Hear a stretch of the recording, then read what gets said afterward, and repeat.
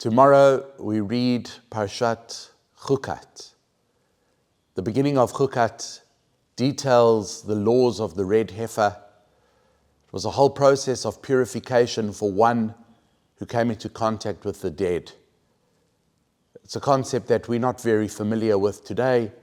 The laws of purity and impurity, tumah and tahara, because we don't have a Beit HaMikdash, so we don't really need to know those laws. Kohanim, in their families, keep these laws to a certain degree. They won't go to a cemetery unless the cemetery is made specifically for Kohen access.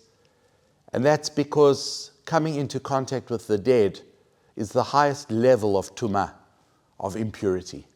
But the very translation of that word, tumah and tahara, as purity and impurity, is a misnomer.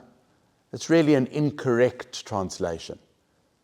Purity, you can get pure olive oil, pure soap. That's really not what we're talking about. So what is tumah?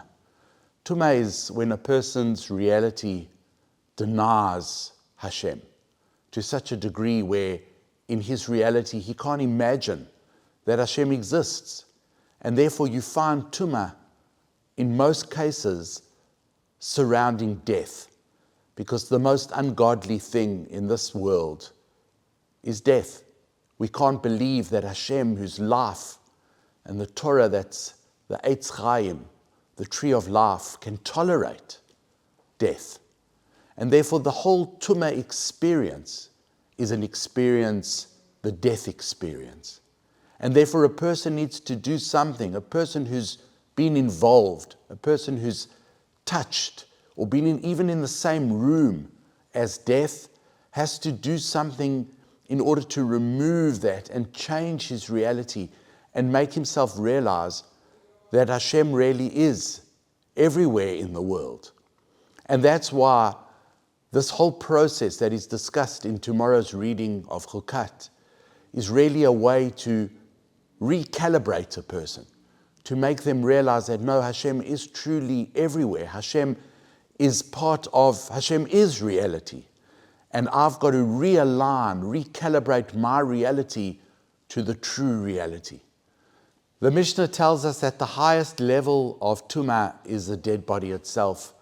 And then the secondary level after that, avi avot hatumah, av hatumah, would be someone who came into contact with their dead body. Because anyone who's lost a family member and sitting there with the body cannot believe that Hashem, a God of life, is even around in their reality. So what is the rectification for this? Well, the process of paraduma is very deep and mystical. And even the greats like Shlomo Melech, King Solomon, with all his wisdom, couldn't unpack and couldn't understand it. So we're not going to try and understand it. But the greatest solution for tumah is usually a mikveh. A mikveh is a body of water. And what does a body of water teach us? It's a place where a person can submerge themselves and feel entirely embraced by a substance. Yes, we're living here and the air is all around us, but we don't really feel the air around us until the southeaster blows, then you really feel it. But you need to put yourself in a situation of feeling the water, the substance all around you, and water serves that purpose, and that's what a mikveh is. And what the lesson is telling a person, you're not alone, you're not devoid of God, you are inside God's embrace. And yes, that terrible experience, that death experience, made you believe that there's no God. But the water will remind you that Hashem is always there, that Hashem is always embracing you.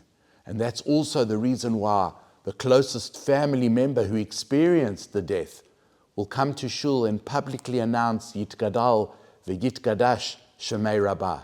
The death caused me to think that God was small and God was non-existent. But on the contrary, Yitgadal v'Yitgadash, may the name of God grow great.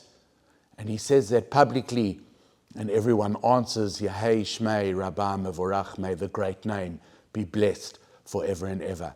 And that's the form of a person realigning and reimagining and re-entering into his psyche the importance of Hashem's presence in his life. Shabbat Shalom.